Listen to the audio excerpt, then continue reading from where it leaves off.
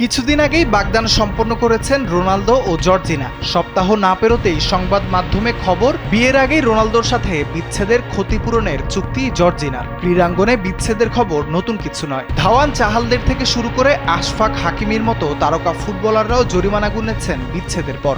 এবার সামনে এলো রোনালদো জর্জিনার চুক্তির তথ্য।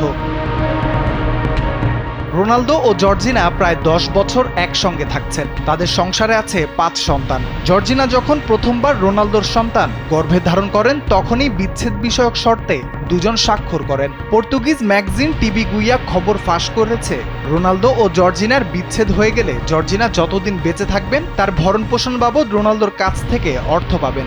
শর্ত অনুযায়ী প্রতি মাসে $1,14,000 বা প্রায় $1,38,53,000 টাকা পাবেন জর্জিনা। রোনালদোর সন্তান আলানা মার্তিনাকে জর্জিনা জন্ম দেওয়ার পর থেকেই এই শর্ত কার্যকর হয়েছে বলে জানিয়েছে টিভি গুইয়া। এর বাইরে মাদ্রিদের লা ফিনকায় রোনালদোর একটি বিলাসবহুল বাড়ি আছে।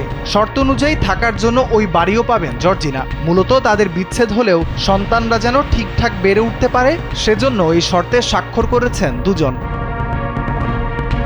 এখানেই শেষ নয়। রোনালদোর 2 সন্তানের জননী জর্জিনা পর্তুগিজ তারকার মোট সম্পদের একটা বড় অংশের ভাগ পাবেন। সংবাদ মাধ্যমের মতে রোনালদোর মোট সম্পদের পরিমাণ $671 মিলিয়ন, যা প্রায় 8,156 কোটি টাকা।